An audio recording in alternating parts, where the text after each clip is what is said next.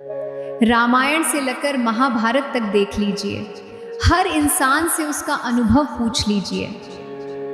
आप यही पाएंगे कि जीवन के सबसे गहरे जख्म जो होते हैं वो अपने ही देते हैं, जो ना तो सहे जाते हैं ना किसी से कहे जाते हैं। राधे राधे, जय श्री कृष्ण।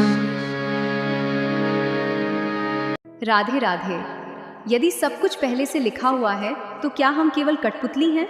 और यदि नहीं लिखा तो भाग्य होता क्या है? आइए इसे समझते हैं श्रीमद् भगवद गीता से। अर्जुन ने भी यही प्रश्न श्री कृष्ण से पूछा था, माधव यदि सब पहले से निर्धारित है तो मेरे निर्णय का क्या महत्व? श्री कृष्ण मुस्कुराए और बोले, जब वर्षा नहीं होती तब किसान के पास दो मार्ग होते हैं, या तो वो अपने खेत में बीज बोकर प्रतीक्षा करे या हाथ पर हाथ रखकर बैठा रहे।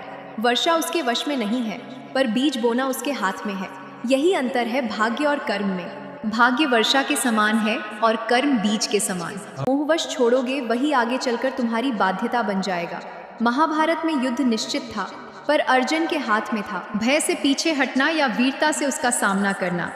इसलिए स्मरण रखिए, भाग्य वर्षा है, पर उस वर्षा में फसल उगानी है या केवल भीगते रहना है, ये हमारा स्वनिर्णय है।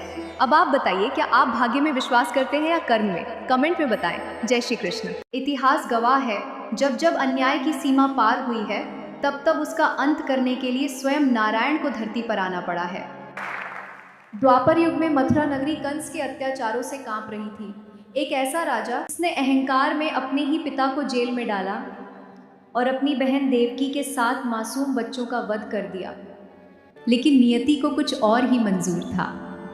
गोकुल की गलियों में पला बढ़ा वो नटखट बालक, जिसे दुनिया कान्हा कहती थी, केवल माखन चुराने नहीं आया था, वो आया था अधर्म का जड़ से विनाश करने।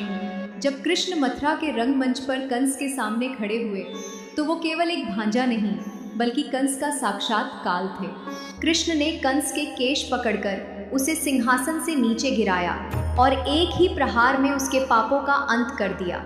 ये केवल एक युद्ध नहीं था, ये संदेश था कि सत्ता कितनी भी शक्तिशाली क्यों न हो, सत्य और धर्म के सामने उसे झुकना ही पड़ता है। कई बेटियां महलों में भी दुखी हैं, जबकि साधारण घरों में बेटियां अपनी काबिलियत के दम पर रानी की तरह राज कर रही हैं।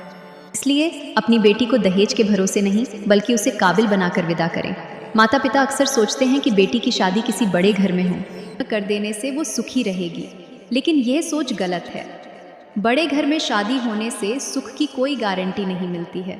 राजा जनक ने अपनी बेटी माता सीता के लिए एक राजघराना चुना था, लेकिन उनकी आधी से ज़्यादा जिंदगी महलों के बजाय वनवास में बीती है।